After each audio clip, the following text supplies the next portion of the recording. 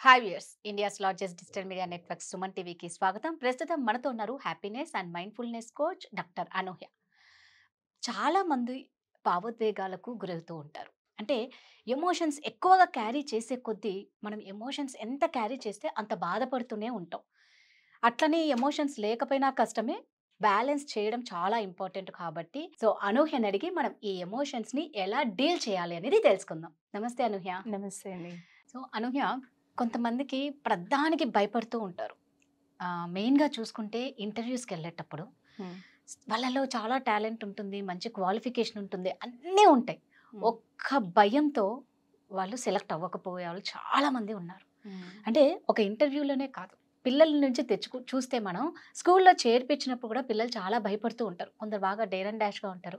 ఆ భయంతో స్కూల్‌కి పోననేవాళ్ళు. పెళ్ళైన తర్వాత అమ్మాయి అత్తగారింట్లో అడుగుపెట్టినప్పుడు భయపడేవాళ్ళు చాలామంది ఉన్నారు. అంటే ప్రతి దానికి భయం అనేది మనకు ముందడుగు వేయకుండా ఆపేస్తూ ఉంటుంది. ఈవెన్ మనం వర్క్ చేస్తున్న ప్లేస్‌లో కూడా పక్కన వాళ్ళని చూసి భయపడేవాళ్ళు చాలామంది ఉంటారనమాట. హ్మ్. చాలా మంది అనుకోవడం కన్నా తక్కువ మంది అయితే ఖచ్చితంగా ఉంటారు. బట్ ఆల్మోస్ట్ భయంతో వెనకడుగు వేసి జీవితంలో వాళ్ళు ముందుకు రాలేకపోతూ ఉంటారు. ఈ భయం రాకుండా మనం ఏమన్నా చేయొచ్చా? భయం వచ్చినప్పుడు దాన్ని ఎలా డీల్ చేయాలి? ఫియర్ అంటే నేను 2 మీనింగ్స్ చెప్తాను. ఒకటి face everything and rise. Super. Hmm. ఇంకొకటి forget everything and run. Super. Choice అనేది మీ చేతిలో ఉంది. మీరేం చేస్తారు అనుకుంటున్నారు అనింది. మీరన్నీ మర్చిపోయి పరిగెట్టేసి పారిపోతారా? అన్నీ వదిలేసి నా వల్ల కాదు, నాకు చేత కాదు అని. లేదా ఆ భయాన్నే మీరు మీ చేతిలో తీసుకొని ఒక పవర్‌లా తీసుకొని చేంజ్ చేసుకుంటారా అనింది. కదా! భయం వల్లే మనం ముందుకెళ్ళలేకపోతున్నాం. ఈ భయం వల్ల ఏమవుతదంటే మనం ప్రెజెంట్‌లో జీవించం ఎప్పుడు గూడాను. ఫ్యూచర్‌లో జీవిస్తాం. రైట్. వాట్ ఇఫ్ ఒకవేళ అలా జరిగితే ఎలా? ఏమో? ఏమవుతుందో? ఇలాంటి చాలా ఆలోచనలు వస్తూ ఉంటాయి. ఫియర్ నుంచే ఓవర్ థింకింగ్ అనేది కూడా పుట్టుకొచ్చింది. ఓవర్ థింకింగ్ గానీ, ఓకే. నెగెటివ్ థింకింగ్ కానీ ఏదైనా కూడాను. దీనికి ఎలాగ డీల్ చేయొచ్చు అంటే ఒక చిన్న పదం చెప్తాను. ఫేస్. ఎఫ్ అంటే ఫేస్ యువర్ ఫియర్స్. అంటే మీ భయాన్ని మీరు ఎదిరించండి. ఎలా ఎదిరిస్తారు? ఇప్పుడు మీరు అన్నట్టు ఇంటర్వ్యూలోని మీకు భయం. నలుగురు ముందు కూర్చొని మాట్లాడాలంటే భయం. లేదా ఒక చిన్న పిల్లోడినే తీసుకున్నాం. స్టేజ్ మీద వాడు ఏదో టాపిక్‌లో మాట్లాడాలి. భయం. స్టేజ్ ఫియర్ అనేది చాలా Yes. కామన్. చాలా మందికి అందరిలో ఉంటుంది. ఉంటుంది. Public speaking. Yes. చాలా భయం. ఏం చేయాలి మీరు ముందు? చిన్న చిన్నగా ఫేస్ చేయాలి ఆ ఫియర్ అనేది. ఫస్ట్ అద్దం ఉంటుంది కదా, అందరి దగ్గర ఉంటుంది ఇళ్ళల్లో అద్దం.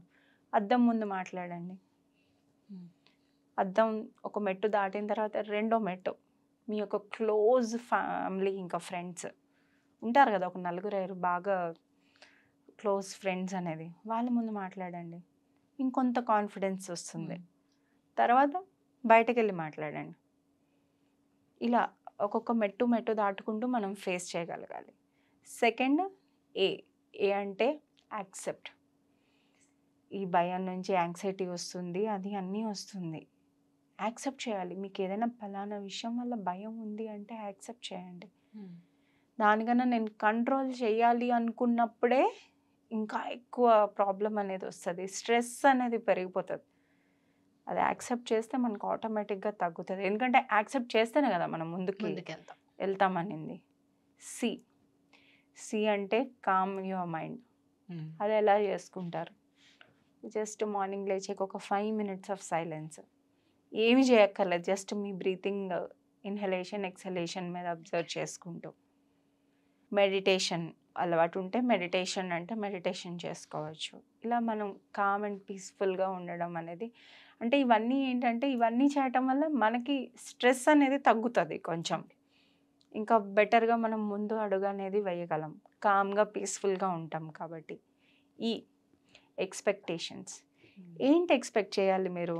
ఒక పాజిటివ్ మైండ్ సెట్తో ఉండాలి. అది ఎలా ఉంటారు?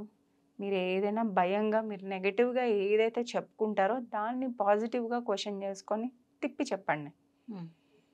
నేను ఇది చెయ్యలేను, నాకు ఇది సాధ్యం కాదు అన్నప్పుడు తిప్పి నా వల్ల అవుతుంది, ఇది నేను ఇది సాధించగలను. అప్పుడు కూడా ఎందుకు సాధించగలరు అనేది, ఇప్పుడు ఒక ఆఫీస్ ఉంది, మీరు ఒక ప్రెజెంటేషన్ ఇవ్వాలి ఆఫీస్లోని, మీకు నాకు ఇది చేత కాదు అని మీకు ఒక భయం, అమ్మో ఎలా అవుతుందో, పెద్ద పెద్ద వాళ్ళందరూ కూర్చొని ఉంటారు, వాళ్ళ ముందు నేను ప్రజెంట్ చేయాలి అన్న మీకు ఆ భయం ఉన్నప్పుడు ఫస్ట్ మీరు చెయ్యగలను అని మీకు మీరు చెప్పుకుంటూ ప్రూఫ్ కావాలి కదా మన బ్రెయిన్కి, లేకపోతే అది ఊరికి ఏమీ నమ్మదు. ఇది వరకు మీ కెరియర్లోని మీకు వచ్చిన సక్సెసెస్ కానీ, లేకపోతే మీరు ఏదైనా బాగా షబాషి అనిపించుకున్న పనులు కానీ, ఇదివరకు చేసిన మీటింగ్స్లో కానీ ఏమైతే ఉంటాయో అవన్నీ ఒక్కసారి గుర్తుకు తెచ్చుకోండి. అవన్నీ అప్పుడు గుర్తు తెచ్చుకుంటామో ఆటోమేటిక్గా మనకి మళ్ళీ ఆ మోటివేషన్ అనేది వస్తుంది, మనం ముందడుగు అనేది వేయగలం. సెకండ్ ఇంకొకటి ఏంటి అంటే, ఎప్పుడు కూడా మనకి ఆ భయంలోని లోపల ఇలా కుంగిపోతూ ఉంటాం అనమాట. నలుగురితోని చెప్పము, ఏమీ లేదు, ఎందుకంటే ఏదో చిన్న చూపు చూస్తారేమో అన్న అది ఇంకొక భయం. వీళ్ళు నన్ను ఎలా అంచనా చేస్తారు, వీళ్ళు నన్ను తక్కువగా చూస్తారేమో అది అని. అలా కాకుండా మీ చుట్టుపక్కల అంటే ఒక సర్కిల్ని పెంచుకోవాలి. ఎలాంటి సర్కిల్? మీరు షేర్ చేసుకోగలిగినట్టు సర్కిల్. మీకు జడ్జ్ చేసేవాళ్ళు కాదు, అలా అయింది ఇలా అయింది అని సజెషన్స్ ఇచ్చేవాళ్ళు కాకుండాను మిమ్మల్ని విని అర్థం చేసుకునే వాళ్ళని, అలాంటి వాళ్ళని మీరు చుట్టుపక్కల పెట్టుకోవాలన్నమాట. అవసరమైతే హెల్ప్ తీసుకోండి. ఇవన్నీ చిన్న చిన్న ఫాలో అవటం వల్ల మనలో ఉన్న ఫియర్ అనేది మనం ఖచ్చితంగా అధిగమించగలం. అంటే ఇప్పుడు మామూలుగా మనం ఏది చూసుకున్నా ఫస్ట్ చిన్నప్పటి నుంచి ఏదైనా స్టార్ట్ అవుతుంది. అంటే కొందరి ఇళ్ళలో పిల్లలు ఎలా ఉంటారు అంటే, ఎవరన్నా కొత్త వాళ్ళు వచ్చారు అంటే రూమ్లో నుంచి బయటకు కూడా రారు. అంటే ఏ ఏజ్లో వాళ్ళకి భయం అనేది స్టార్ట్ అవుతుంది, దాన్ని పేరెంట్స్ ఎలా ఐడెంటిఫై చేయాలి? చాలా మంచి క్వశ్చన్. 5, 6, 7 ఇయర్స్ వరకు కూడా పిల్లలు చాలా ఓపెన్గా ఉంటారు, ఈజీగా ఉంటూ. అది ప్రీ టీన్స్ అనమాట. అంటే మనకి 10 to 14 నుంచి 10 to 12 10 to 13 ఆ ఏజ్ గ్రూప్ నుంచి వాళ్ళు ఎక్స్పీరియన్స్ అవ్వడం అనేది స్టార్ట్ చేస్తారు. అది ఎందువల్ల, వాళ్ళు చుట్టుపక్కల అందరినీ గమనిస్తూ ఉంటారు అనమాట. ఆ ఏజ్ వరకు ఇప్పుడు 1 to చిన్నప్పటి నుంచి కొంత ఏజ్ ఒక 5-6 ఇయర్స్ వరకును ఓన్లీ వాళ్ళు తల్లిని గమనిస్తూ ఎక్కువ శాతం ఇంట్లో వాళ్ళని గమనిస్తూ అలాగే ఉంటారు. కొంచెం వాళ్ళకి ఊహ తెలిసి తర్వాత అయ్యే కొద్దీ చుట్టుపక్కల పరిసరాల నుంచి ఎక్కువ నేర్చుకుంటారు అనమాట. ఎలాగా అబ్జర్వ్ చేయొచ్చు అంటే, మీ పిల్లల్లోని ఏదైనా బిహేవియర్లోని ఏదైనా సడన్గా చేంజ్ వచ్చిందా, ఫస్ట్ మనకు అక్కడ తెలిసిపోతూ ఉంటుంది.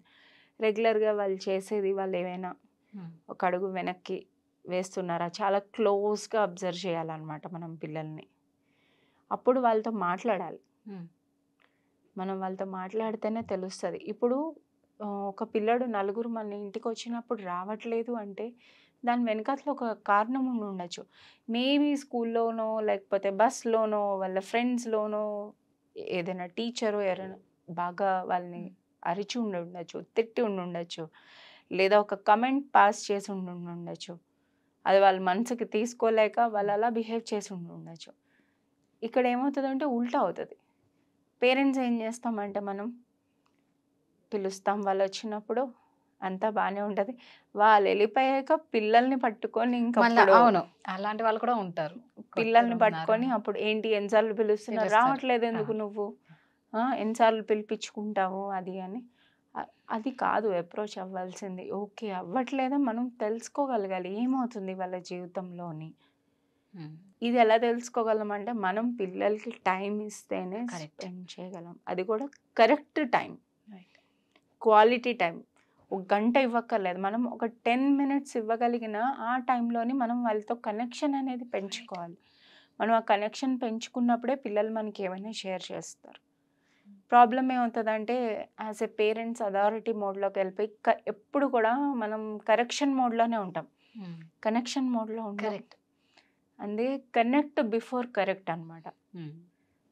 ఇప్పుడు మనం చెప్పేది వాళ్ళు వినాలి అంటే ముందు మనం వాళ్ళతో ఒక కనెక్షన్ అనేది డెవలప్ చేసుకోవాలి, అప్పుడే ఆ కరెక్షన్ అనేది వస్తుంది. సో అనూహ్య, మీరు వెబినార్ క్లాసెస్ స్టార్ట్ చేయబోతున్నారు కాబట్టి, సో ఈ క్లాసెస్ ఎప్పుడెప్పుడు స్టార్ట్ అవుతాయి, ఎన్ని డేస్, ఇక అదేవిధంగా ఇందులో ఏమేమి నేర్పిస్తారు, ఎలాంటి వాళ్ళు జాయిన్ అవ్వాలి మీ క్లాసెస్లో? జీవితంలో ముందుకు సాగాలి అనుకున్న వాళ్ళు, ఏమీ చేయలేకపోతున్నామే అని బాధతో ఉన్నవాళ్ళు, ఏం చేయాలో ఎలా వెళ్ళాలో డైరెక్షన్ లేకుండా క్లారిటీ లేని వాళ్ళు, వీళ్ళందరూ కూడా జాయిన్ అవ్వచ్చు.